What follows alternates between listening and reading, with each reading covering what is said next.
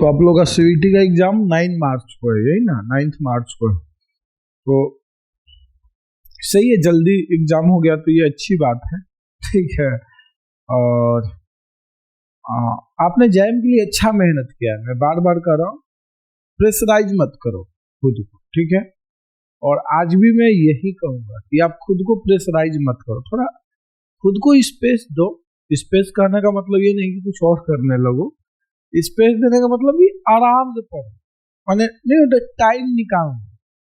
जैसे मैं कितना, मैं आजकल रोज 6 से 7 घंटा नॉन स्टॉप बैठ जाता हूँ, लगातार की मैं बात कर रहा हूँ, लगातार 5 से 6 घंटा में बैठ जाता हूँ। और ऐसा नहीं कि एकदम जल्दी जल्दी आराम आराम से पढ़ो, कोई जल्दी नहीं है। जल्दी उनको हो सकती है जिनका सिलेबस कंप्लीट नहीं है, जिन्होंने जैम के लिए मेहनत नहीं किया है, उनको जल्दी हो सकती है, ये मैं थोड़ा बात समझ सकता हूं। लेकिन जिन्होंने जैम में मेहनत किया है, यदि वो भी जल्दी कर रहे हैं, जल्दी में है, तो आप दोबारा गलती करने जा रहे हैं। दूसरे को मत देखो कि दूसरा क्या कर रहा है, आपने ऑलरेडी पहले से मेहनत कर लिया, उन्होंने अभी मेहनत नहीं किया तो वो मेहनत कर रहे हैं। आप भी ऐसा थोड़ा कि आप मेहनत नहीं कर रहे हैं, आप उसी चीज को रिकॉल करने में टाइम स्पेंड कर रहे हैं, तो ये भी तो मेहनत का ही पार्ट है ना। ऐसा तो है नहीं कि आप जब तक आप पेन नहीं चलाओगे, 50 क्वेश्चंस नहीं कर लोगे, तब तक आप खुद को ये नहीं कहोगे कि मैंने मेहनत की है। तो ऐसा नहीं है ना, आप कॉन्सेप्ट्स को रिकॉल कर रहे हो, आप हमेशा एग्जाम के बारे में ही सोच करके टाइम निकाल रहे हो, तो ये भी तो मेहनत ही है आपका एक तरीके से। और ये ज्यादा मजबूत वाला मेहनत है, ठीक है ना, ज्यादा पावरफुल वाला ये मेहनत है। तो खुद को रिलैक्स रखो, और आपके पास छोड़ने के लिए मिनिमम 35 क्वेश्चंस है, ठीक है ना, मिनिमम 35 क्वेश्चंस। आप छोड़ने के लिए तो 40 क्वेश्चन भी छोड़ सकते हैं, ठीक है ना, छोड़ने के लिए आप 35 क्वेश्चंस भी छोड़ सकते हैं, क्योंकि आपका एग्जाम 90 मिनट का है। कैलकुलेट आप खुद ही से कर लो, ठीक है ना, माने आप उनसे अब कंपेयर मत करने लगो जो एकदम भोपे पढ़ने में, ठीक है, उनसे मत कंपेयर करो यार, ठीक है, माने अपने जैसा लोगों को कंपेयर करो, ठीक है ना, अपने जैसे लोगों को कैटेगरी में रखो, या इन जनरल रख लो, एक आध दो 10-12 एक्सेप्शनल केस को निकाल दो, ठीक है ना। यदि आप उनको साइड लाइन कर देते हो, और वैसे भी वो तो ISI और CMI या फिर उसमें निकल जाएंगे, क्या कहलाता है, IITs वगैरह में निकल जाएंगे, तो उनको थोड़ा सा आप साइड भी कर दोगे तो चलेगा, कुछ बिगड़ने वाला नहीं है। तो 90 मिनट में यदि पर क्वेश्चन आप 2 मिनट भी देते हैं तो बहुत हो गया, नहीं जी, इतना तो पॉसिबल ही नहीं, ठीक है ना। 2.5 यानी आप दे दो कितना, आपके पास है इतना, तो आपने क्वेश्चंस में दे दिया 2 मिनट, 2.5 मिनट दे दिया, ठीक है ना, 2.5 मिनट आपने दे दिया, 2 मिनट और 30 सेकेंड। यदि आप 3 मिनट के भी हिसाब से देखो तो 30 क्वेश्चन हो रहा है, तो मिनिमम तो 30 होना चाहिए, वो भी सही, इससे कम नहीं होना चाहिए।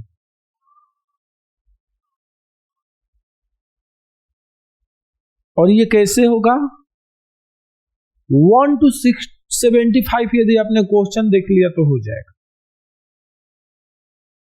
पेन को रोको ही मत, पहले देखो टिक करो, देखो टिक करो, देखो टिक करो, देखो टिक करो, क्वेश्चंस को आप सॉल्व कर लो। कभी कभी एक ही टाइप के कई क्वेश्चंस आता है, MGF एक देगा और MGF के बेसिस पर 10-10 क्वेश्चन दे देगा, आप PYQ कर रहे होंगे, देख रहे होंगे। तो कभी कभी पिछला कैलकुलेशन का जो आपने काम क्वेश्चन नंबर 10 में किया है, सपोज डेट मान लेते हैं, वो MGF का क्वेश्चन है, और वैसा ही क्वेश्चन नंबर आपको 12 मिल जाएगा, 13, 14 मिल जाएगा, तो उस पर अब दोबारा उतना वर्क नहीं होगा, आप पीछे वाले वर्क का यूज कर सकते हैं। तो इसमें थोड़ा कैलकुलेशन फ्रेश रखना, आपको मैक्सिमम चांस है कि A4 सीट देंगे, इसमें पैड नहीं देंगे, यहाँ इसमें A4 सीट देंगे आपको स्टेपलर करके, या बिना स्टेपलर के भी दे सकते हैं। तो आप फ्रेश लिखना, जो कुछ लिखना, क्योंकि पीछे वाली चीजों का यूज हो सकता है, मैक्सिमम चांस, ताकि आपका उसको दोबारा कैलकुलेशन न हो, आपका टाइम बचे। तो सिंपल ही क्वेश्चन देगा, पहले सिंपल वाले क्वेश्चन को सॉल्व कर लो, जब उतना हो जाए तो बाकी चीजों के लिए आप टाइम देना। यदि आपने 1 to 75 क्वेश्चन देख लिया तो आप, मतलब मैं गारंटी देता हूं कि आप 30 क्वेश्चंस कर लो सीवीटी में, इससे ज्यादा ही करोगे, कम तो कतई नहीं होगा। सर जो क्वेश्चंस गलत होगा उसका क्या? तो देखो भाई, गलत होगा ना तो या तो वो सबका मार्क्स काट लेगा, यानी वो क्वेश्चन ही हटा देगा, कंसीडर ही नहीं करेगा, या फिर सबको मार्क्स दे देगा। तो उस केस में तो बराबर ही हो गया ना, क्वेश्चन से हटा ले या फिर उसका मार्क्स सब में ऐड कर दे। जैसे उसके बिना किसी का मान लो कि 100 आ रहा और 40 मार्क्स का क्वेश्चन गलत है, तो 140 हो गया, जिसका 120 है 160 हो गया, जिसका 130 है 170 हो गया, जिसका 160 है 200 हो गया। तो सबका एक समान मार्क्स बढ़ रहा है ना, तो इससे कट ऑफ को कोई फर्क नहीं पड़ता, क्योंकि चीजें रिलेटिव है ना। ये तो बोला नहीं कि आपका 140 जिसका जिसका आएगा उसको मैं कॉलेज दे दूंगा, ऐसा तो उसने कमेंट किया नहीं है। ये तो चीजें रिलेटिव है। तो सर क्या जो क्वेश्चंस गलत है और मैंने उसको छोड़ दिया तो क्या मुझे मार्क्स मिलेगा? 100% मिलेगा। जिन्होंने किया उसको भी मार्क्स मिलेगा, जिन्होंने नहीं किया उसको भी मार्क्स मिलेगा, क्योंकि ये तो सर अनफेयर हो गया। अनफेयर तो है, ठीक है ना, ये चीजें गलत तो है, लेकिन जो है सो यही है। कर क्या सकते हो? सुप्रीम कोर्ट में ज्यादा केस करोगे तो सुप्रीम कोर्ट थोड़ा सा कहेगा कि अगली बार से गलती नहीं होना चाहिए, ठीक है, बस ये बोल के छोड़ देगा सुप्रीम कोर्ट। ये नहीं कि जिस प्रोफेसर ने क्वेश्चंस बनाए, जिसने भी उस क्वेश्चंस की रिस्पॉन्सिबिलिटी ली, उसका 2 महीने का सैलरी काट लो, काम खत्म। सिंपल सा तरीका है। अगले बार जिसके पास क्वेश्चन जाएगा खुद ही 10 बार वेरीफाई करके वो क्वेश्चन अपलोड करेगा। लेकिन सरकार एक्शन ले तब तो, सुप्रीम कोर्ट एक्शन ले तब तो, केवल डांट देने से थोड़ी होगा। मैं ये थोड़ी कहता हूँ कि आप उसको सजा दो या अब ये चीजें वापस से एग्जाम लो, पॉसिबल भी नहीं है। लेकिन कुछ तो एक्शन तो लिया जा सकता था ना। यदि ये एक्शन 2022 में लिया गया होता कि आपकी 1 साल की सैलरी काट ली जाएगी, 6 महीने की सैलरी काट ली जाएगी, तो भी ऐसी बात है कि अब तक चीजें सुधर जाती, सही हो जाती।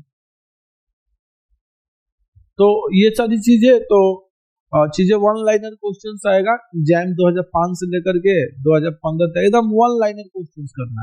मुश्किल वाला छोड़ते जाना, उसको टाइम नहीं देना, क्योंकि वैसे भी वैसा क्वेश्चंस एग्जाम में आएगा नहीं। यदि आएगा भी तो आप करोगे नहीं, क्योंकि टाइम जाएगा ना उस क्वेश्चंस को करने में। ये नहीं कि आपसे होगा नहीं, मैं ये नहीं कर रहा, आपसे होगा लेकिन उसमें टाइम जाएगा। तो आपको प्लानिंग पर ज्यादा वर्क करना चाहिए। दूसरे को पढ़ने दीजिए, दूसरे से आप खुद को कंपेयर मत करो, आप ज्यादा प्लानिंग पर वर्क करो ना।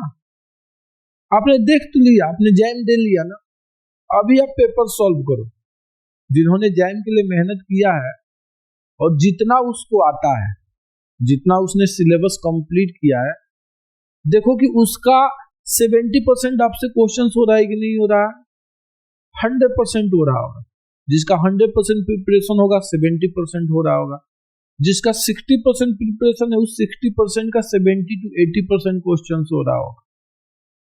लेकिन एग्जाम हॉल में तो आप नहीं कर पाए, क्यों? आप ये कहोगे कि क्वेश्चंस की प्रैक्टिस की कमी थी। चलो किसी के साथ ये चीजें हो सकती है, मैं मान सकता हूं, लेकिन सबसे ज्यादा कमी प्लानिंग की रही है। लेकिन आप क्वेश्चंस करने के चक्कर में प्लानिंग को साइडलाइन कर देते हैं। और इस बार का क्वेश्चन ट्रिकी नहीं था, घुमा करके नहीं था, स्ट्रेट फॉरवर्ड क्वेश्चन था, एक आध क्वेश्चन को साइड कर दिया जाए तो स्ट्रेट फॉरवर्ड क्वेश्चन था, 30 to 35 क्वेश्चन जो था बिल्कुल स्ट्रेट फॉरवर्ड, कहीं कुछ यूज नहीं करना, कहीं गोल गोल जलेबी की तरह नहीं घुमाया। और मैं बोला ही था कि कैसा भी पेपर हो 35 क्वेश्चंस रहेगा ही रहेगा ही, चाहे जो हो जाए। हर एक पेपर की यही कहानी, चाहे 2022 का पेपर हो, 2023 का पेपर हो, 2025 का पेपर हो, 25 को आप एक्सट्रीमली डिफिकल्ट मानते हो, उसमें भी 30 to 35 क्वेश्चन आपको मिल जाएगा। तो इसमें भी था, लेकिन आप वहां पर नहीं कर पाए। सर 35 क्वेश्चन इजी तो था, मैं किया तो था, लेकिन गलती हो गया। तो इसके लिए वर्क करोगे ना, सोचोगे ना आप कि आपसे गलती क्यों हो गया, क्योंकि एक्यूरेसी मायने रखता है। यदि आपकी एक्यूरेसी पर कमांड है, गलती होगा, मैं ये नहीं कहता कि 100% सही होगा, गलती तो मेरे से भी हो गया। 2 क्वेश्चन गलत मैं कर दिया ना, एक एमएसक्यू में और एक एमसीक्यू में, वो डिफरेंशियबिलिटी वाला, स्टेटमेंट 1, स्टेटमेंट पी और स्टेटमेंट क्यू वाला, तो गलती तो होगा, लेकिन इतना ज्यादा भी गलती नहीं होना चाहिए कि पूरा का पूरा खटिया ही खड़ा हो जाए। हाँ 4-5 गलती चलेगा या 3-4 गलती चलेगा, ये मैनेजेबल है। 35 की 4 क्वेश्चन गलत हो गया कोई दिक्कत नहीं, 3 क्वेश्चन गलत हो गया कोई दिक्कत नहीं। तो गलती तो होना है, ये तो तय है, होना ही। तो आप प्लानिंग पर थोड़ा वर्क करो भाई, आपने जैम एग्जाम दिया, थोड़ा उसका एक्सपीरियंस का फायदा उठाओ, खुद को प्रेशराइज कम करो, 1-2 दिन पहले पढ़ाई छोड़ दो, इससे बेहतर कुछ है ही नहीं। सीवीटी के लिए तो छोड़ ही दो भाई, जैम के लिए तो नहीं छोड़ा, इसके लिए तो कम से कम छोड़ दो आराम से, क्योंकि आपको कम टाइम में ज्यादा क्वेश्चंस करना है।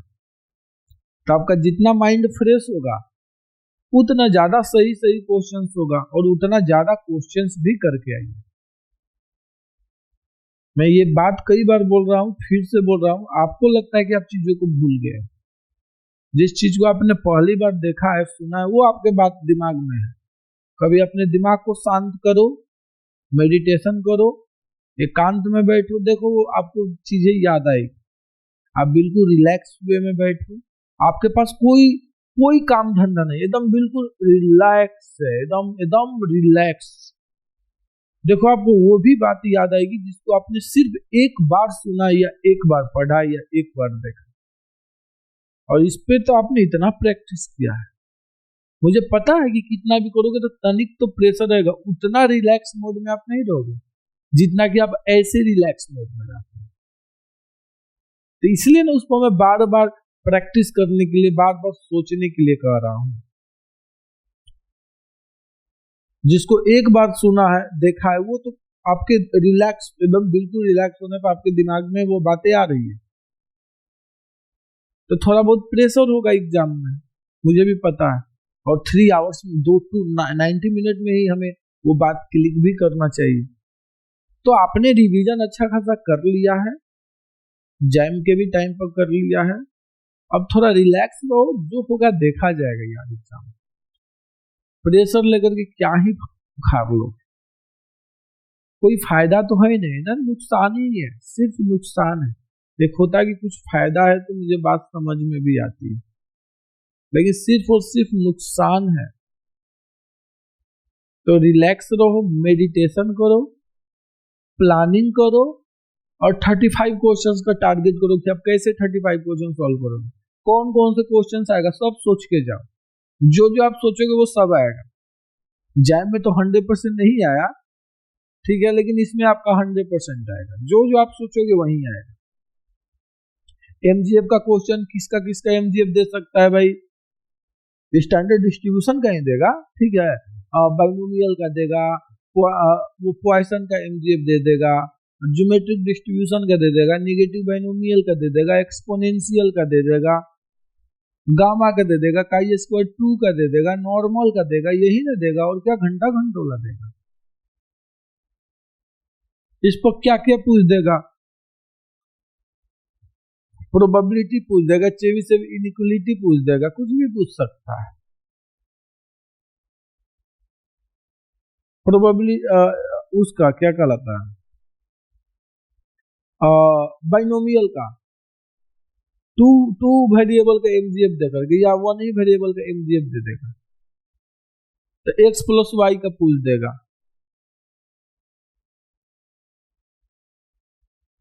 या फिर ज्वाइंट एमजीएफ दे देगा, तो एक्स प्लस वाई की प्रोबेबिलिटी पूछ देगा। डिस्क्रीट के केस में इक्वल पूछेगा और डिस्क्रीट नहीं देगा तो कॉन्टिन्यूअस के केस में ग्रेटर देन लेस देन करके पूछेगा। तो T1 T2 को T पुट कर दो, काम खत्म। यहाँ पर क्वेश्चन वन लाइनर आएगा, घुमा करके नहीं आएगा। तो घुमा के आ गया तो आपका बल्ले बल्ले, घुमा के यदि क्वेश्चन आ गया तो आपकी तो बल्ले बल्ले हो जाएगी। 25 क्वेश्चन पर सिलेक्शन मान कॉलेज मिल जाएगा, 30 क्वेश्चन पर कॉलेज मिल जाएगा। जनरल से कह रहा हूँ 30 क्वेश्चन पर आपको कॉलेज मिल जाएगा यदि घुमा के आ गया तो कितना भी घुमाएगा तो जैम की तरह तो नहीं घुमाएगा, चाहे जो हो जाए। तो देखो वन लाइनर क्वेश्चंस कहाँ से है, डिफिनीशन वाली चीजों को देखो और उसको रिकॉल करते रहो। डिफरेंशियल इक्वेशन में क्या है आपका, डिफरेंशियल इक्वेशन में ऑर्डर ऑफ डिफरेंशियल इक्वेशन पूछ देता है कभी कभी, बतलाओ इस डिफरेंशियल इक्वेशन का क्या ऑर्डर है, ठीक है। कभी कभी डिफरेंशियल इक्वेशन का फॉर्मेशन पूछ देता है कि हाँ भाई सर्कल से वो पास हो रहा है या उसका सर्कल ये है, सेंटर ये है, तो डिफरेंशियल इक्वेशन क्या होगा। तो ये मैं वीडियो दिया था, उसमें मैं बतलाया हूँ कि कैसे निकालते हैं। उस पैरामीटर को क्या करते हैं, एक्स वाई से इंडिपेंडेंट बना करके डिफरेंशिएट कर देते हैं, यही करते हैं ना। कहीं कहीं पर अलग नहीं होता है इजीली, तो हम रिप्लेस भी करते हैं। डिफरेंशिएट करोगे तो अगले बार में वही चीज वापस से रिपीट हो, तो जैसे ही वो रिपीट होगी वो आप कर दो, उसको पुट कर दो। इसका डायरेक्ट ऑर्डर निकालने के लिए भी मैं बतलाया था कि डायरेक्ट ऑर्डर कैसे निकलेगा, order of differential equation, degree of differential equation कैसे निकलेगा। ऑर्डर तो शायद डायरेक्ट नहीं निकलेगा, ऑर्डर के लिए तो आपको शायद डिफरेंशिएट करना ही पड़ेगा, ठीक है। ऑर्डर के लिए, हाँ ऑर्डर मीन्स ऑर्डर के लिए तो आप डायरेक्ट कर लोगे, डिग्री के लिए हमें डिफरेंशिएट करना पड़ेगा, ठीक है ना। ऑर्डर के लिए तो हम डायरेक्ट कर लेंगे। ऑर्डर में क्या है, कितने टाइम्स आप डिफरेंशिएट कर लो, तो जितना इंडिपेंडेंट पैरामीटर होगा, इसेंशियल पैरामीटर भी उसको बोलते हैं, जैसे कि y इक्वल टू ई का पावर a इंटू ई का power b x plus c रहे। तो यहाँ पर दो ही इसेंशियल पैरामीटर यानी दो ही है, आप इसको ऐसे भी तो लिख सकते हो, ये हो गया। तो सिर्फ दो ही पैरामीटर है, तो इससे जो डिफरेंशियल इक्वेशन बनेगा उसका ऑर्डर क्या होगा, 2 होगा। बहुत ही सिंपल है। होमोजीनियस डिफरेंशियल इक्वेशन आएगा, उसको सॉल्व करो। ये आपने +2 में भी पढ़ा होगा ना, dy अपन dx plus p of x y equal to q of x। इसको कैसे सॉल्व करते हैं या इसका इंटीग्रेटिंग फैक्टर क्या होगा, ये सबको पता है कि इसका इंटीग्रेटिंग फैक्टर क्या होगा। किसी को याद है जी, बतलाएगा।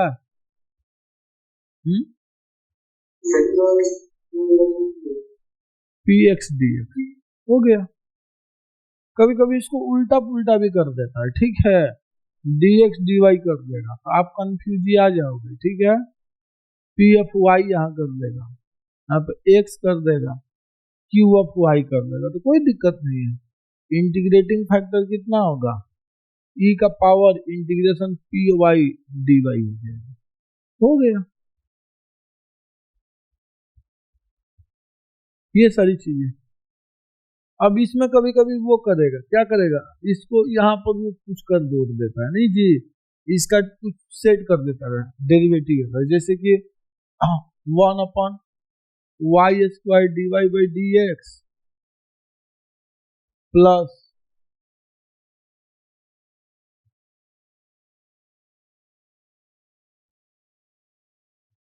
1/y रहता है ना, कुछ तरह आता है, ठीक है। 1/y x equal to Q of x ऐसा दे देता है, या p ऑफ x कर दो यहाँ पर।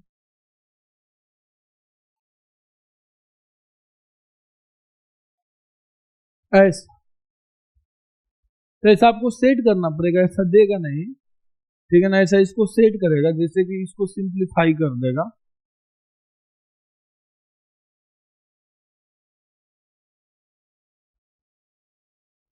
इस टाइप से देगा। इस वाई स्क्वायर को डिवाइड कर दो, और डिवाइड करने के बाद क्या कर दो, पुट पार्ट कर दो। 1/y की जगह पे क्या पुट कर दो, t पुट कर दो। आपको क्या निकालना है, dy/dx निकालना है। x के रिस्पेक्ट में डिफरेंशिएट कर दो, dt/dx equal to -1/y square dy/dx। ये बात समझ में आई आपको? अरे भाई चेन रूल लगा दिया हूं, चेन रूल लग गया है ना। यही सारी चीजें सोचना होता है ना कि आप कर क्या रहे हो। आप तो सोचते ही नहीं हो, छोटी बातों को तो आप ऐसे हवा में उड़ाते हो ना, जिसका कोई हिसाब ही नहीं है। जब यहाँ पर वाई है तो यहाँ भी तो वाई रहना चाहिए, यही चेन रूल है ना। आप स्टेप को लिखते नहीं हो, बस हवा में उड़ते हो। मैं आपको कहता हूँ कि जीरो से सोचो, जीरो से सोचना स्टार्ट करो। एक एक चीज आप कर क्या रहे हो, क्यों कर रहे हो, सब कुछ सोचो। और ऐसा तो है नहीं कि कुछ ऐसी चीजें जिसके बारे में आपने कहीं कभी या कहीं नहीं पढ़ा है या नहीं सुना है, वो आप सबने वो चीजें कर रखा है। तो हो गया, यहाँ पर क्या हो जाएगा, इसका डेरिवेटिव हो जाएगा -1/y स्क्वायर dy/dx। ये हो जाएगा। ये चीजें सिर्फ यहीं तक की बात नहीं है, न्यूमेरिकल एनालिसिस में भी काम आएगा यदि आप आईएसएस की तैयारी कीजिएगा, ठीक है ना। यदि आप आईएसएस की तैयारी कीजिएगा तो ये चीजें न्यूमेरिकल एनालिसिस में भी आएगी, ठीक है। तो ये है। अब dy/dx यानी इसके जगह पर आप क्या लिख सकते हो, -dt/dx लिख सकते हो गया। और 1/y की जगह पे क्या लिख सकते हो, t लिख सकते हो, q ऑफ x। हो गया लीनियर डिफरेंशियल इक्वेशन, इससे मैचिंग हो गया। देखो तो अब इंटीग्रेटिंग फैक्टर निकाल करके सॉल्व कर लो, जैसे आप सॉल्व करते हो। इसमें इंटीग्रेटिंग फैक्टर से मल्टीप्लाई कर लेते हैं, नहीं जी। ये आपने 11-12 में तो पढ़ा ही होगा ना, +2 में आपने पढ़ा होगा। ये बोर्ड में तो 5 मार्क्स का या 7 मार्क्स का या 6 मार्क्स का क्वेश्चन भी आता है। तो हर किसी ने इस पर अपनी पूरी ताकत लगाया होगा 11-12, क्योंकि ये मेजर टॉपिक होता है या मेजर क्वेश्चन होता है, स्कोरिंग क्वेश्चन होता है वहां। तो दिमाग को रिलैक्स रखोगे, थोड़ा शांत रखोगे तो ना वो बातें याद आएगी। खुद को प्रेशर में दबा के रखोगे, प्रेशर कुकर की तरह, तो पुरानी बातें कैसे आपको याद आएगी। या जो आपने जैम में मेहनत करके सीखा है, या जो भी आपने गलतियां किया है, सिर्फ आप गलतियों को भी ध्यान में ला दो ना, तब पर भी आपका सीबीटी में बहुत अच्छा स्कोर आ जाए। सिर्फ गलतियां जो भी आपने गलतियां किया है, सिर्फ उतना आप ध्यान में ला दो, तो वही मोर देन सफिशिएंट एग्जाम को क्रैक करना। तो ये है। इसके अलावा और भी चीजें हैं, जैसे कि हायर ऑर्डर में कैसे सॉल्यूशन निकालते हैं। यहां से तो क्वेश्चंस आएगा ही आएगा हायर ऑर्डर से, ठीक है ना। वो भी कांस्टेंट कोफिशिएंट का ही पढ़ना है, सब कुछ नहीं पढ़ना है। कांस्टेंट कोफिशिएंट कितना आसान चीज है, एकदम लॉलीपॉप क्वेश्चन है, कुछ नहीं है यहाँ, कुछ भी नहीं है, ठीक है ना, कुछ भी नहीं है। होमोजीनियस कहेगा कि इसका सॉल्यूशन निकालो। ये क्वाड्रेटिक इक्वेशन है, कुछ है नहीं। आप लोगों ने लेक्चर्स वगैरह देखा होगा, मैं उसमें बतलाया हूँ, am² plus bm plus c equal to 0 कर लेना है।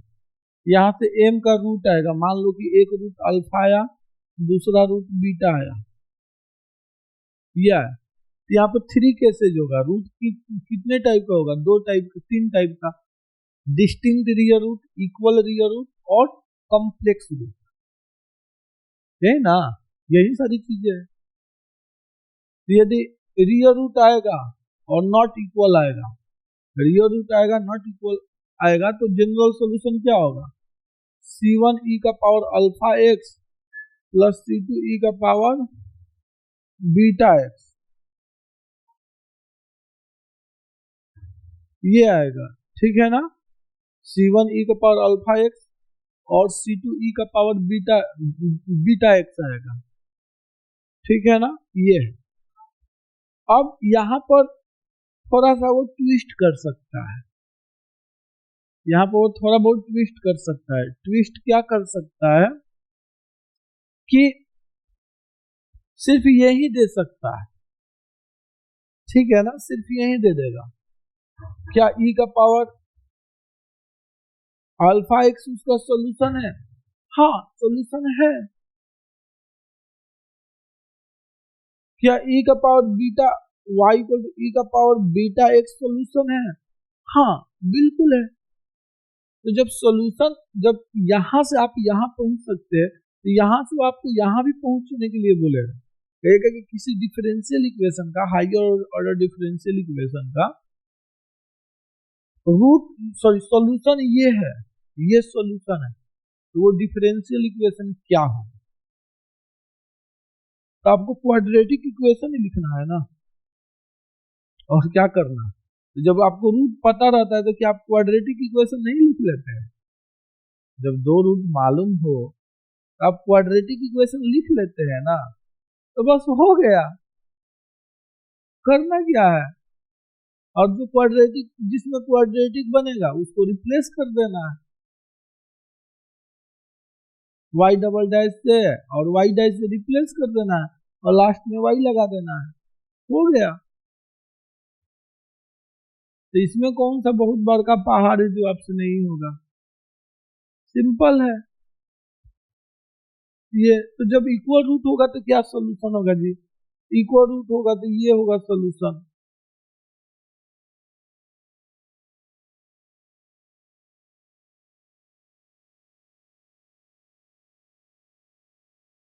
जब अल्फा और बीटा आपस में इक्वल हो जाएगा तो ये सोल्यूशन होगा।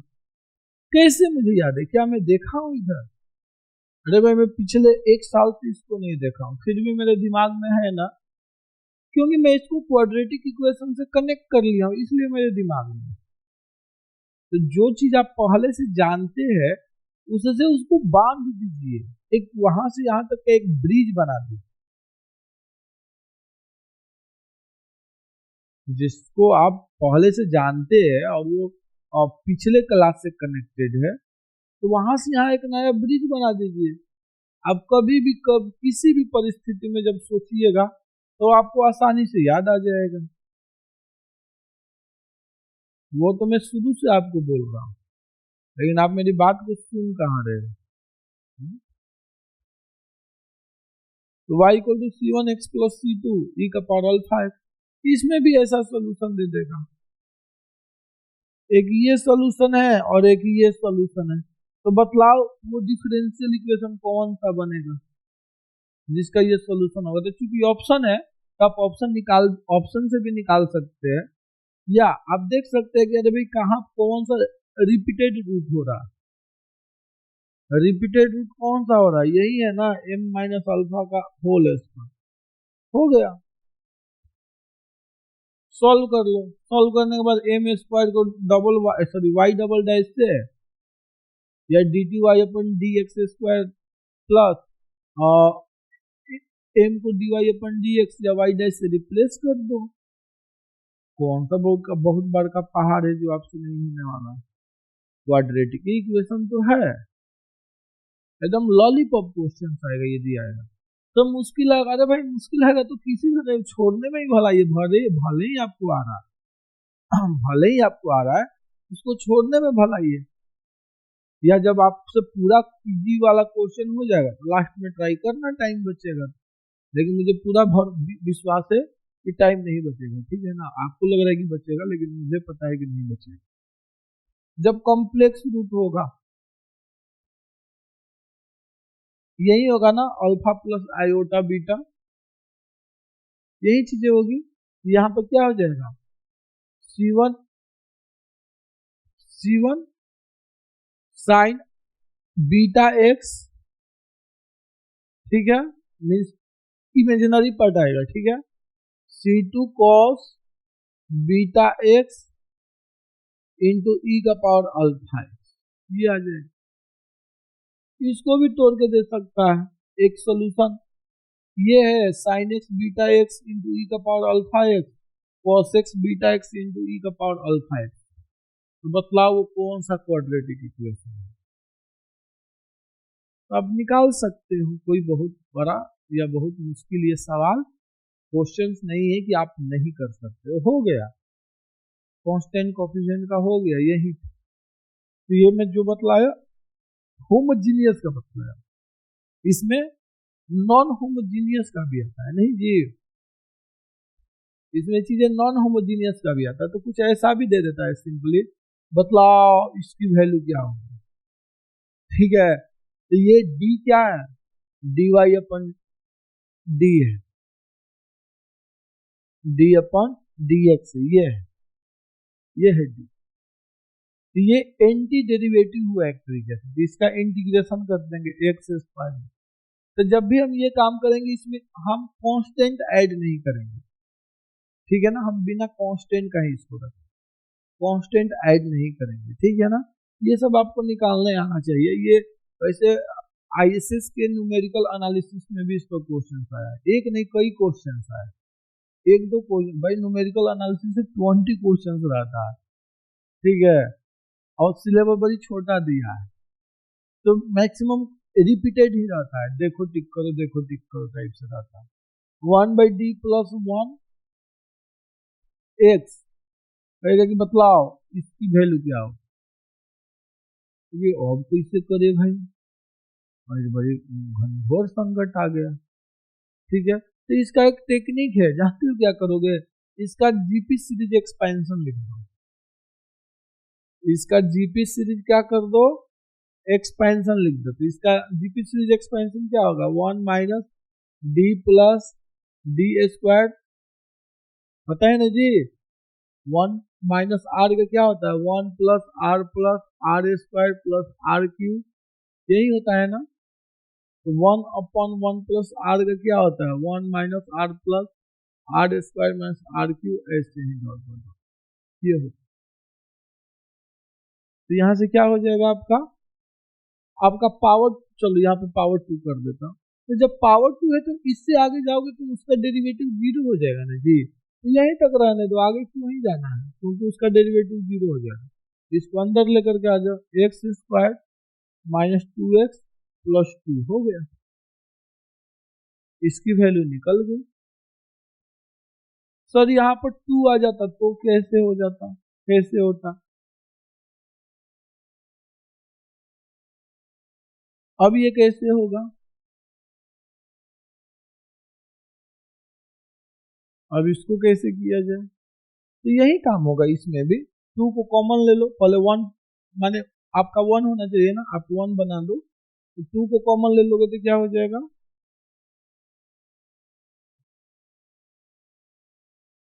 तो हम सिंपल चीज को ही टारगेट कर रहे हैं, क्योंकि बाकी चीजें आएगा तो टाइम टेकिंग होगा, तो हम उस पर टाइम क्यों दे, हमारे पास जब क्वेश्चंस करने के लिए नहीं रहेगा तो ना हम टाइम देंगे, लेकिन हमें पता है, हमें पूरा विश्वास है कि क्वेश्चंस रहेगा ही रहेगा, चाहे जो हो, रहना ही रहना। फिर आप इसका जीपी लिख लो, और इसमें दिमाग भी नहीं लग रहा है ना, यानी वो उससे कनेक्टेड है जिसको आप पहले से जानते हो। एक होता है कि इसमें कुछ एक्स्ट्रा बड़का खोपड़ा लगाना है या एक्स्ट्रा पर्टिकुलर टाइम देना है भर भर के समझने के लिए, तो थोड़ा वो बात भी हजम होती है, लेकिन ऐसा कुछ है नहीं, ठीक है ना, यही होगा ना जी, आर की जगह पर d/2 आ गया तो क्या हो जाएगा,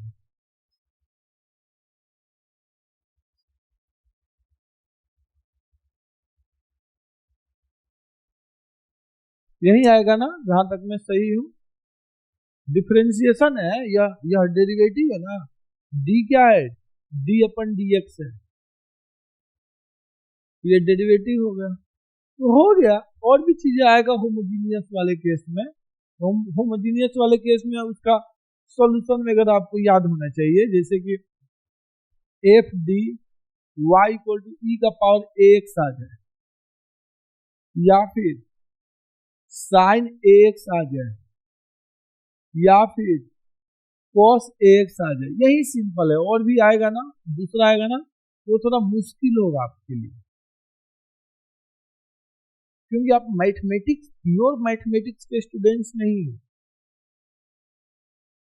ठीक है ना, आपका मेजर पार्ट स्टैट्स है, आप स्टैटिस्टिक्स के स्टूडेंट हैं। जैसे कि CSIR नेट में जो कुछ बच्चे आ रहे पर अगर सर ये, अरे भाई तुमको वो मुझे पता है कि नहीं समझ में आया, मैथमेटिक्स वाले स्टूडेंट्स को वो चीजें समझ में नहीं आती है।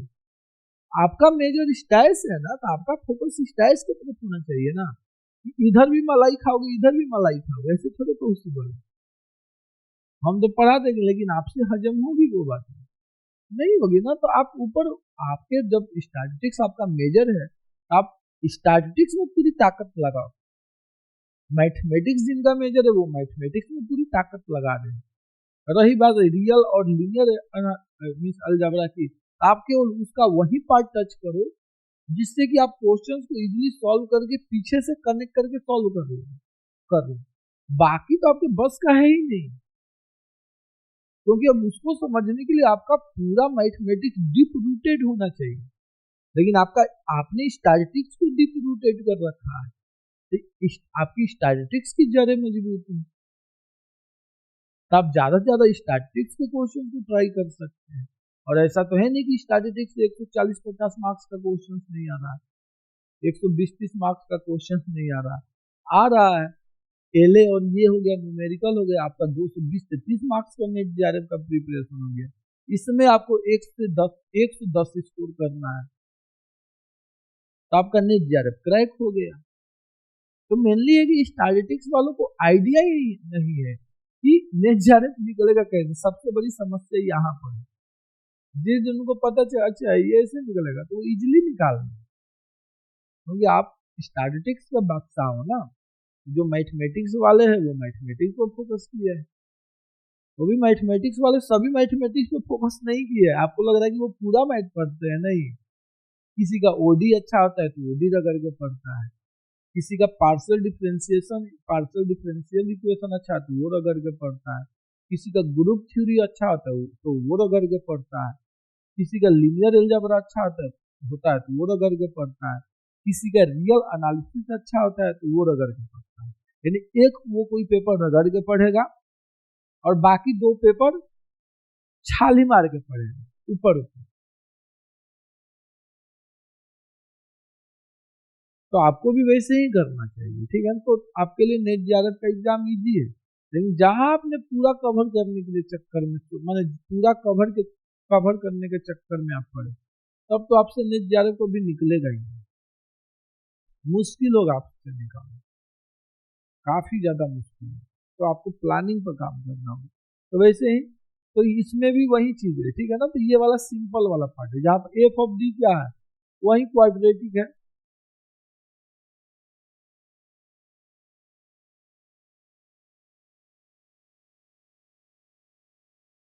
ये है। तो मान लेते हैं कि यदि ई का पावर एक्स है, मान लेते हैं, तो एक तो आप इसका सॉल्यूशन निकालना है, तो इसका सॉल्यूशन 2 पार्ट में निकलता है।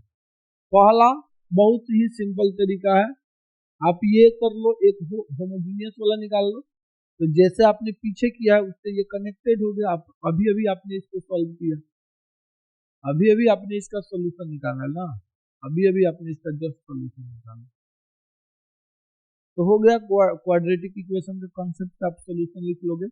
दूसरा ये होता है कॉम्प्लीमेंट्री सॉल्यूशन कहते हैं, नहीं जी शायद याद नहीं आ रहा है, कॉम्प्लीमेंट्री कहते हैं ना कि कुछ और कहते हैं,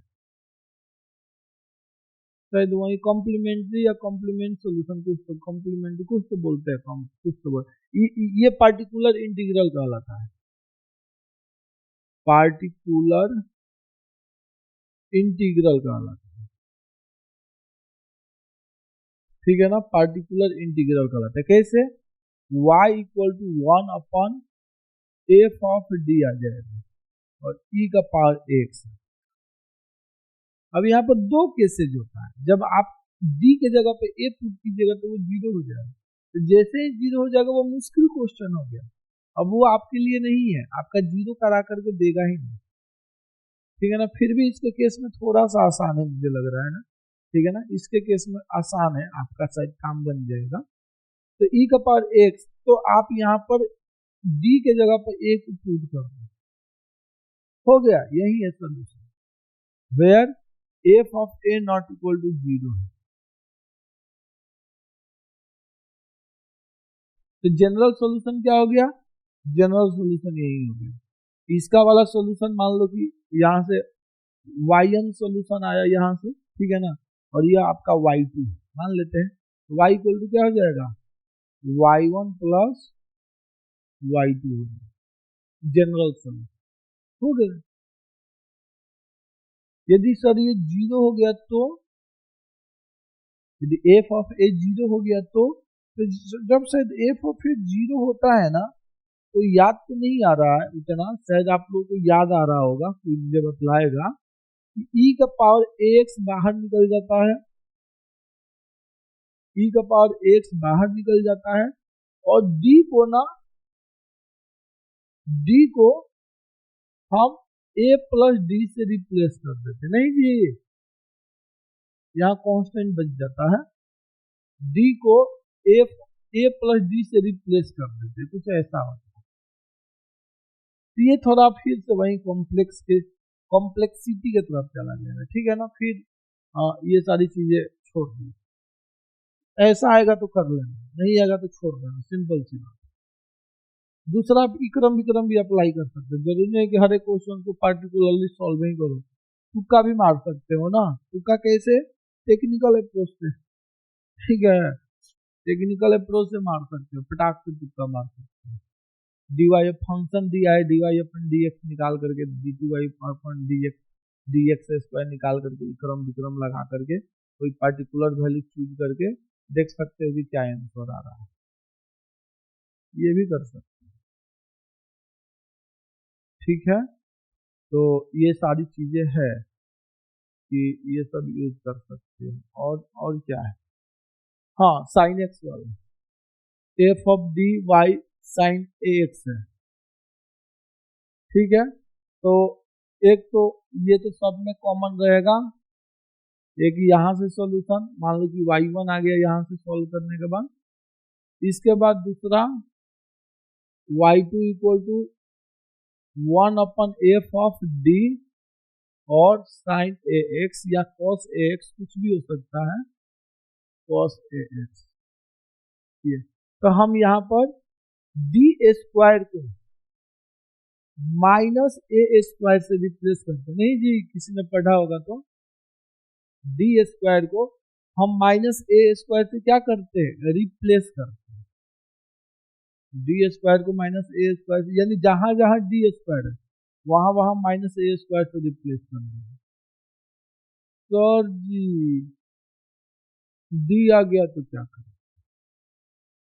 डी आ गया तो रेशनलाइज कीजिए, पहले डी स्क्वायर की जगह पर माइनस ए पुट कर दीजिए, ठीक है, जहां जहां डी स्क्वायर है वहां वहां माइनस ए स्क्वायर पुट कर दीजिए, बाद में उसको रेशनलाइज करके डी स्क्वायर में वापस से चेंज कर दीजिए। जैसे कि आपने डी स्क्वायर की जगह पर माइनस ए स्क्वायर पुट किया, सपोज दैट, तो डी प्लस 1 बचा,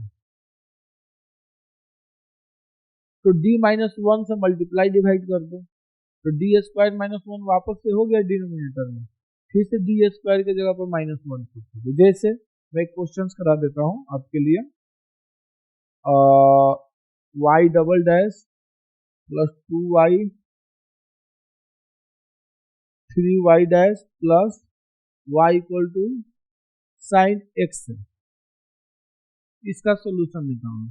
तो बस सिंपल सा, कुछ है नहीं, ठीक है, वही दो वाला पार्ट ये वाला, ठीक है। तो आप इसको ऐसे भी लिख सकते हो सेम चीज को, D square plus 3d plus 1 y equal to sine x, आप ऐसे भी लिख सकते हो, यही में लिखा, मैं इसी फॉर्मेट में लिखा, एफ ऑफ जो डी लिखा हूं ना यही वाला, ठीक है, यहाँ से क्या आ गया, d² प्लस 3d+1, एक होमोजीनियस बना करके सॉल्व कर लेना है, और ये आपको सॉल्व करने आता है तो क्या आएगा जी, जब इक्वल इसको भूल जाना y को, माने इसको हटा देना, ये सॉल्व टू कर दो, सॉरी 2 कर दो, तो क्या आएगा जी, रूट -1 -2 आएगा ना, तो सोल्यूशन क्या हो जाएगा, c1 e का power -x plus c2 e का पावर -2x हो गया, y1 मिल गया। अब पार्टिकुलर इंटीग्रल निकालना है, पार्टिकुलर सॉल्यूशन या पार्टिकुलर इंटीग्रल से यही नाम होता है। तो अब उसके लिए क्या करो, डिवाइड कर दो, y2 इक्वल टू क्या हो जाएगा, साइन x अपन में क्या हो जाएगा, d² प्लस 3d+2 हो जाएगा। तो यहाँ पे एक जगह पर क्या है, 1 है, एक जगह पर 1 है, तो जब एक जगह पर 1 है तो d² को किससे रिप्लेस करोगे, -1 से, तो क्या हो गया, -1 प्लस 3d+2 हो गया, ठीक है, ऐसा हो गया। अब आप क्या कीजिएगा, रेशनलाइज कर दीजिएगा, साइन x 3d+1 बच रहा है, 3d से प्लस वो मल्टीप्लाई डिवाइड कर दो, 3d -1,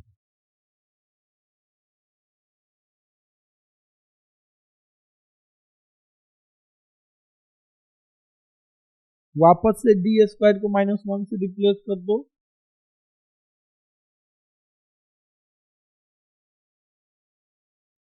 -10, अब साइन को अंदर ले लो, तो 3 साइन का डेरिवेटिव क्या होगा, cos x साइन x हो जाएगा, यहाँ पर तो d है नहीं, अपन में -10 हो गया। अब इन दोनों को ऐड कर दो, इसको और इसको ऐड कर दो, जनरल सॉल्यूशन हो जाएगा, हो गया। सेम कॉस आता तो यही काम करता, तो आपका एकदम वन लाइनर रहेगा, ये नहीं कि मैथमेटिक्स वालों की के लिए जैसे पूछता है ना वैसे आपसे पूछेगा, अरे भाई उसको भी पता है कि आप स्टैटिस्टिक्स के स्टूडेंट हो, ठीक है, उनको भी पता है, ऐसा कुछ नहीं पूछेंगे कि आपको अता पता ही नहीं रहेगा। चलो, यही था आपका डिफरेंशियल इक्वेशन, और कुछ खास नहीं है, ठीक है ना। इसने पूछा था कि ऑर्थोगोनल ट्राइजेक्टरी, नहीं ये पूछेगा कहाँ, कितना पूछेगा, ठीक है ना। वैसे ऑर्थोगोनल ट्राइजेक्टरी में करते क्या है, dy अपन dx को -dx अपन dy से रिप्लेस कर देते हैं और इंटीग्रेट कर, माने डिफरेंशियल इक्वेशन को सॉल्व कर देते हैं, ये पेचीदा काम हो जाएगा आप लोगों के लिए। चलो, अब यहाँ से 3 क्वेश्चन आया, 4 क्वेश्चन आया, 4 में से आपने 2 कर लिया, बहुत है, बल्ले बल्ले है, 4 में से आप 2 क्वेश्चन कर लोगे, बल्ले बल्ले हो गया, और क्या चाहिए भाई, जहाँ पर 0 था वहां पर 2 क्वेश्चन हो गया, और वो 2 क्वेश्चन कितने मिनट में होगा, मुझे लग रहा है कि 2 क्वेश्चन 2 से 2.5 मिनट में हो जाएगा, इससे ज्यादा का टाइम नहीं लगेगा यदि उस टाइप से दिया तो, ठीक है। तो इसके बाद सीरीज का समेशन वो पूछेगा, क्या कहलाता है, कन्वर्ज कर रहा है कि नहीं, ज्यादातर पी टेस्ट दे देगा, रेशियो टेस्ट दे देगा, रूट टेस्ट दे देगा, तो ये आपको पता है, सीरीज जैम के लिए आपने अच्छा खासा मेहनत किया है, तो वो आप चेक कर लोगे। इसके बाद इंटीग्रेशन, इनडिफिनिट इंटीग्रेशन दे देगा, इंटीग्रेशन करने के लिए इंटीग्रेशन बाई पार्ट दे देगा, इंटीग्रेशन बाई सब्स्टिट्यूशन दे देगा, तो आप कर क्या रहे हो भाई, शुरू से तो वही पढ़ रहे हो ना, वो सब तो आपको पता ही है, तो उसमें क्यों उतना टाइम देना है, आप तो कर ही लोगे, वही +2 लेवल का इंटीग्रेशन रहेगा। आपने डबल इंटीग्रेशन किया, तो डबल इंटीग्रेशन में लिमिट को कैसे चेंज करते हैं, ऑर्डर को कैसे चेंज करते हैं, आपको सब पता है, वही है ना डबल इंटीग्रेशन जो आपने जैम में किया, आपने तो जैम में डिफिकल्ट किया, यहाँ स्ट्रेट फॉरवर्ड है, ज्यादा कॉम्प्लेक्स नहीं रहेगा, ये थोड़ा हटके था जिसको आपने नहीं पढ़ा था, इसलिए मैं वैसा वैसा एक्सप्लेन कर दिया कि यहाँ से आपका 1 से 2 क्वेश्चन का काम हो जाएगा, कम से कम तो 2 क्वेश्चन का तो काम हो ही जाएगा, ठीक है ना, आज के क्लास। तो यही है, ज्यादा खुद को प्रेशराइज मत करो, ठीक है, और थोड़ा मेरे लिए भी सोचो यार, जूनियर्स वगैरह को बतला दो कि माने ज्वाइन करना है तो कर ले, ठीक है। और थोड़ा अलग वे में इस बार मेहनत करा रहा हूँ जैम 2027 वालों के लिए, ठीक है। मैं हर एक साल डिफरेंशियल कैलकुलस स्टार्ट करता था ना, जो भी है उनको पता होगा। इस बार मैं पहले इंटीग्रल कैलकुलस पढ़ा रहा हूँ, क्योंकि डिफरेंशियल कैलकुलस का माने बहुत rarest of the rarest case होता है कि बच्चा क्वेश्चन सॉल्व कर पाता है एग्जाम में, इतना हर कोई नहीं कर पाता है। फिर भी वो चीज़ें +2 से कनेक्टेड रहता है, तो इसलिए थोड़ा पढ़ाना वो होता है। तो इंटीग्रेशन भी तो +2 से कनेक्टेड है, ठीक है ना। तो थोड़ा इंटीग्रेशन को रगड़ के मेहनत करा रहा, क्योंकि मुझे लग रहा है कि शायद इंटीग्रेशन कराऊंगा तो शायद और मैं बेहतर कर पाऊंगा, मुझे ऐसा लग रहा है। तो मैं सोचा कि क्यों नहीं इस बार एक्सपेरिमेंट, मैं पिछले बार ही सोचा था कि कराऊं, लेकिन मैं नहीं कराया, नहीं सोचा कि नहीं अब हो गया, बहुत हो गया। तो इस बार मैं इंटीग्रेशन ही स्टार्ट किया पहले। तो इंटीग्रेशन में इनको इंडिफिनिट इंटीग्रेशन रगड़ के करवा रहा हूँ, ताकि इनका थोड़ा टूल्स डेवलप हो जाए, क्योंकि मेरा भी टूल्स जो है ना, ज़्यादातर मेरा मैथमेटिकल टूल्स इंटीग्रेशन से डेवलप हुआ है सबसे ज़्यादा। तो इसलिए मैं सोच रहा हूँ कि थोड़ा इनके अंदर भी टूल्स डेवलप कर दिया जाए, ताकि ये जैम 2027 में बेहतर कर सके। तो वो चीज़, पेपर ऐसा भी नहीं देना चाहिए यार, पेपर थोड़ा तो घुमा के तो देना ही चाहिए था, ठीक है। इतना मेहनत हो रहा है, कम से कम 2025 की तरह या 2023 की तरह पेपर रहना चाहिए, ठीक है ना। वैसा पेपर ही नहीं दिया था, एकदम सीधा पेपर दे दिया। काफी बच्चे जो 40+ कर रहे हैं, ठीक है ना। माने 30 क्वेश्चन हर कोई सही करेगा ना, 30 क्वेश्चन हर कोई सही किया, और 30 क्वेश्चन सही सही सॉल्व करने का मतलब आराम से 43 टू 44 मार्क्स तक पहुंच जाएगा, जिसका 2 मार्क्स वाला ज्यादा सही है। तो पेपर घुमा के था ही नहीं, जब पेपर घुमा के रहता है तो ना बच्चा फंसता है।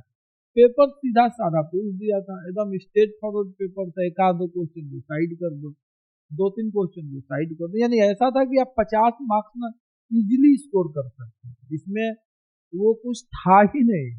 अरे जैम 2025 के कंपैरिजन में तो बहुत इजी माना जाएगा 50 मार्क्स का क्वेश्चन।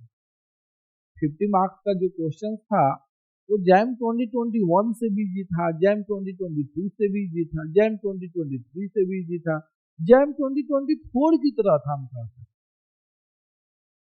40 से 45 से 50 मार्क्स का क्वेश्चन, तो थोड़ा बहुत तो घुमा करके देना चाहिए था। जैसे जब जब पेपर घुमा कर गया, सुप्रीमम क्लासेस को सबसे ज्यादा फायदा हुआ है, ठीक है। बहुत फायदा हुआ है जब जब पेपर घुमा के आया, क्योंकि हम मेहनत ही उसके लिए करते हैं। तो जब घुमा के लिए आ रहा है तो सीधे के लिए तो फाड़ के रख देना चाहिए था। तो खैर 50+ भी यहीं के बच्चे किए हैं, ठीक है ना। 50+ भी मैक्सिमम, माने मैक्सिमम अभी तक कितना है, शायद 18 स्टूडेंट्स ने 50+ किया है। तो 18 में से शायद 2 ने बाहर वाले स्टूडेंट्स ने फॉर्म फिलअप करा, ठीक है ना। तो 16 तो यहीं से 50+ से भी देखा जाए, ठीक है ना। वो भी मैं फोन करके पूछा तो वो लोग भी सेल्फ स्टडी, ठीक है ना, वो लोग भी सेल्फ स्टडी की वो चीज है। तो पेपर घुमा करके आता तो वो लोग नहीं आप ला पाते, इतना मार्क्स नहीं ला पाते, क्योंकि 25 में कहा एक भी सेल्फ स्टडी वाला बेहतर करता है। तो पेपर घुमा के आ गया था ना, तो जब भी पेपर घुमा करके आता है हमें ज्यादा फायदा मिल जाता है। ये चीज है, चलो जो है सही है अपना। और बाकी आप सीवीटी मन से दो, सीवीटी देने के बाद देखो आप किसकी तैयारी कर सकते हो, आईएसआई की तैयारी कर सकते हो, किस सीएमआई की तैयारी कर सकते हो, डिसाइड करो। डिसाइड करने के बाद लगो, आपके पास अच्छा खासा टाइम होगा, फिर उसके बाद सोचना कि आगे क्या करना है, ठीक है ना। यदि किसी को ड्रॉप, कोई कोई बात कर रहा है मेरे से पूछा कि सर ड्रॉप लेना चाहिए, तो ये डिसीजन आपका होना चाहिए ना, कि आप कितना डेडिकेटेड रहोगे मेहनत करने के लिए, ये आप पर डिपेंड करेगा ना। ये आपको डिसाइड करना है ना, कि आपके अंदर कितना जुनून है, कितना आग है, ये मुझे कैसे पता है, ठीक है ना, कि आपको ड्रॉप लेना है कि नहीं लेना। हाँ, लेकिन मैं एक चीज आपको सजेस्ट जरूर कर सकता हूँ, कि जो लाइफ में रिस्क लिया है वही आगे बढ़े, ये मैं आपको बोल सकता हूँ।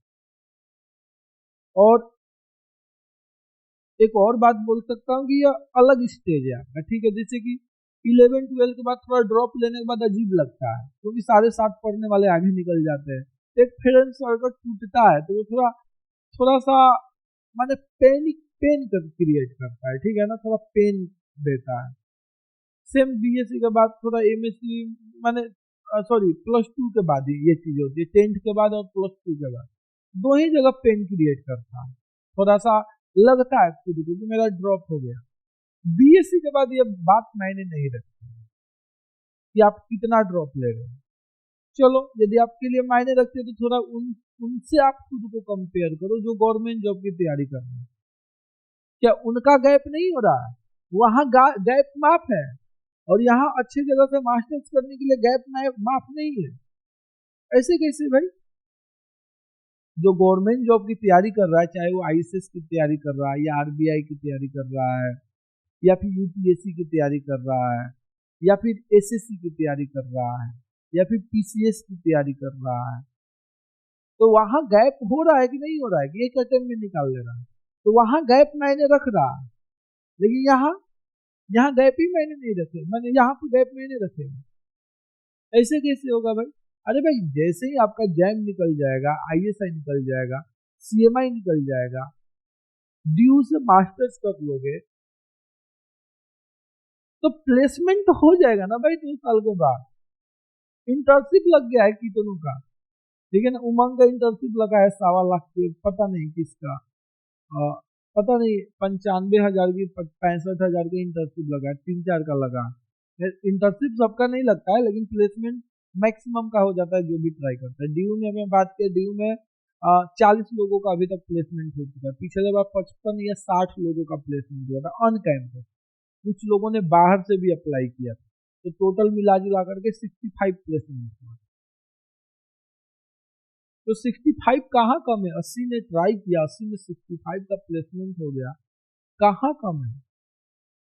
तो गैप मैंने नहीं रखता, ये मैं आपको सजेस्ट कर सकता हूँ। या गैप मैंने रखता तो मैं जाता दोबारा मास्टर्स करने के लिए, मैं भी तो मास्टर्स करने के लिए गया हूँ। आईआईटी जब दिल्ली में मैं गया था तो 30+ वाले कितने थे? 3 या 4 थे, 30+ से ज्यादा। तो उस समय मेरी एज कितनी रही होगी? 21-22 के आसपास रही होगी। और उस समय वो उनका एक का तो शादीशुदा भी था, तो मैं खूब मजे लेता था, ठीक है, भाभी भाभी बोल के, ठीक है, तो खैर सभी क्लास ही मजे लेता था, मैं क्यों पीछे ना हूँ। तो वो चीजें है, तो है एक थे हमारे सीनियर थे, उनकी एज 37 थी, उनका तो लड़का हमारे एज के आसपास था, 15 साल 18 साल का उनका बेटा था, फिर भी वो पढ़, जबकि वो आईआईटी दिल्ली से एमटेक किए थे 1998-99 में, और वो दोबारा पढ़ने के लिए आए। अभी वो पीएचडी करके प्रोफेसर भी हो गए ठीक है ना, पीएचडी किया, पीएचडी उन्होंने 2.5 से 3 साल में वो पीएचडी मार दे कर लिए, करके प्रोफेसर में भी हो गए। तो रिस्क लेने वाले तो ले रहे हैं ना, ऐसा थोड़ी है कि मैं दोबारा आईआईटी बॉम्बे में गया था, आईआईटी बॉम्बे में 27 एज प्लस कर लो, कितने लोग थे? 20 कितना 21 में ना, 21 में तो नहीं, 25 के आसपास मेरा एज हो रहा होगा ना, 25-26 हो रहा होगा। फिर भी मेरे साथ जो भी थे 30+ वाले कितने थे? 4 लोग। एक तो औरत थी, उसके एक बेटी एक बेटा, उसका भी 19-20 लाख का प्लेसमेंट था, जबकि उनका एमएससी था, 2014 का ही एमएससी, और 2021 में दोबारा एमएससी 20 में करने हैं जैम निकाल कर। तो गैप कहाँ मायने रखता है? तो गैप मायने नहीं रखता है, हाँ, बस आपके अंदर कुछ करने का वो होना चाहिए कि मुझे करना है, ये समझो कि जॉब ही है, आईआईटी में जाना, आईएसआई में जाना, सीएमआई में जाना, ये जॉब ही है आपका, आप वहां पहुंच गए मतलब जॉब लग गई। और यूपीएससी की भी तैयारी कीजिएगा तो जॉब ही नहीं लगेगा, तो कहीं से भी पैसा ही कमाना, तो पहले एक जगह सेटल हो जाओ, देन गवर्नमेंट जॉब की तैयारी करो, या फिर गवर्नमेंट जॉब की तैयारी करो, जैम तो कभी भी निकाल के आईआईटी में जा सकते हो या आईएसआई में जा सकते हो या सीएमआई में जा सकते हो, तो दोनों रास्ते आपके लिए खुला। ठीक है ना। तो आप जिधर से रिस्क लेना चाहिए। एक और बात मैं ऐड कर देता हूँ, लगे यहाँ पे 30 एज तक, यानी जब तक आपकी उम्र 30 नहीं होती है, 29 मान लो, बाउंड्री पर ही मत पूरा पहुंच जाओ, एक साल बैकअप रखो अपने लिए। 29 या 28 एज तक, चलो 2 साल का बैकअप, 20 एज तक आप कैसा भी कितना भी रिस्क ले सकते हो, कुछ भी आप रिस्क ले सकते हो 28 एज तक। उसके बाद रिस्क नहीं लिया जाता है, ठीक है। उसके बाद सेटल हुआ जाता है कि वो कहीं भी अब सेटल हो, क्योंकि रिस्क लेने का टाइम गया। तो आपके पास 28 एज तक, जब तक आपकी एज 28 नहीं हो जाती है, तब तक आप कितना भी बड़ा रिस्क ले, सब वैल्यू, और अपने आप को बेहतर बना सकते हैं, अपने कैरियर को बेहतर बना सकते हैं, एक बेहतर पोजीशन तक पहुंच सकते हैं। तो आपके पास 28 एज तक रिस्क लेने की पूरा छूट है, आप रिस्क ले सकते हैं, कोई दिक्कत नहीं। बस आप मेहनत करते रहो, ऐसा नहीं कि रिस्क भी ले रहे हो मेहनत भी नहीं कर रहे हो, तो सब बेकार ही है ना, सब के सब बेकार है। आप 28 एज तक रिस्क ले सकते हैं। मैं भी रिस्क नहीं लिया था ना, लेकिन मैं निकल गया।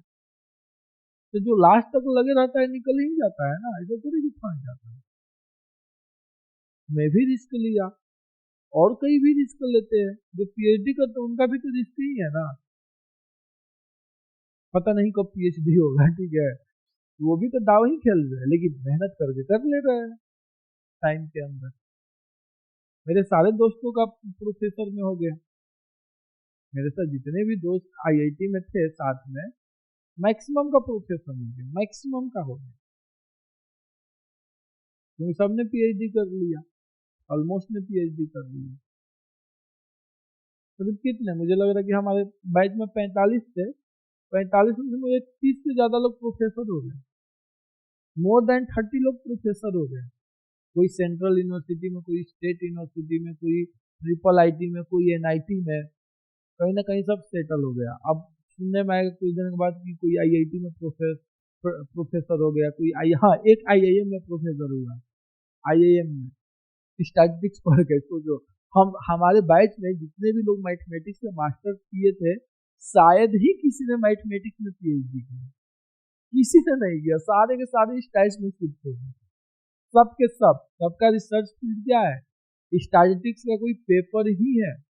एक आध दो गिने चुने होंगे जिन्होंने मैथमेटिक्स में अपना पीएचडी कंप्लीट की, नहीं तो ऑलमोस्ट सब ने स्टैटिस्टिक्स से रिलेटेड किसी ना किसी एक पेपर में अपना पीएचडी कंप्लीट, क्योंकि उस समय तक सबको पता चल गया था कि स्टैटिस्टिक्स का क्या फ्यूचर है, इसलिए सब स्टैटिस्टिक्स में स्विच हो गए। स्टैटिस्टिक्स में सबका दरवाजा खुला है। यदि आप पीएचडी कर लेते हो तो आईआईटी का भी, एनआईटी का भी, आईएसआई का भी, सीएमआई का भी, एनआईटी का भी, आईआईएम का भी, ट्रिपल आईटी का भी, सबका दरवाजा खुला है। चाहे वो बीटेक का कोर्स हो, मेडिकल का कोर्स हो, कॉमर्स का कोर्स हो, इकोनॉमिक्स का कोर्स हो, हर जगह स्टैटिस्टिक्स की डिमांड है, आप कहीं भी पहुंच सकते हो। तो ये सारी चीजें, तो रिस्क ले सकते हो। ये ये भी मेरे को किसी ने बतलाया ही था, ठीक है, वही बात में आप वही वो बतलाए थे, ठीक है। उनका नाम प्रदीप है, ऑल इंडिया रैंक 1 था 2015 में, ठीक है, टॉपर थे, वो टॉपर थे, 37 के एज में टॉप कर गए थे, ठीक है ना। 37 से ज्यादा ही उम्र के एज के लग रहे हैं, उनके उम्र के, उनके प्रोफेसर थे उनसे कम एज के, ठीक है ना, उनसे कम एज वाले प्रोफेसर थे। तो ये है, तो है, वही बोले थे कि रिस्क ले सकते हो, तुम्हारे पास 28 तक का है, 28 तक रिस्क ले सकते हो। वो तो 30 बोले थे, लेकिन मैं आपको 28 बोल रहा हूँ, 2 साल बैकअप के लिए। तो ये सारी चीजें, तो निश्चिंत रहो, ऐसा नहीं कि ये लास्ट है, और भी आपके लाइफ में बेहतर मौके आएंगे, बस मेहनत करते रहो। और आप कईयों से बेहतर हो, ठीक है, भले इस कंपटीशन में कईयों से पीछे हो, लेकिन आप करोड़ों लोगों से बेहतर हो, ये भी तो आप इमेजिन करो। आप वो सब कुछ कर सकते हैं जो आपके नीचे वाले कर सकते हैं, लेकिन जो आप कर सकते हैं ना, वो आपके नीचे वाले नहीं कर सकते। आपके और उनमें इतना ज्यादा का फर्क है, यानी वो, आप उनका हर काम कर सकते हैं, लेकिन वो आपका एक भी काम नहीं करता। इतना उनमें और आप में डिफरेंस। आप बहुत बेहतर हो, बहुत बेहतर। बस थोड़ा पेशेंस रखो और थोड़ा समझदार बनो और प्रेशर मत लो और टेंशन मत लो, ठीक है ना। टेंशन लेने से चीजें दिक्कत होती है। चिल करो यार, लाइफ को चिल करो, पढ़ाई को एंजॉय करो। एआई आ गया, एआई को बेहतरीन तरीके से यूज करो। ये सारी चीजें हैं, तो चलो ठीक है। बाकी 9 को आपका एग्जाम है ना, तो 6 या 7 को मिलते हैं। बाकी मैं अभिनव को बोला हूँ कि वो सैम्पलिंग सर्वे वगैरह का कुछ क्वेश्चंस करा दे, ठीक है ना। 1-2 क्लास लेकर के आपके लिए कुछ क्वेश्चंस करा दे।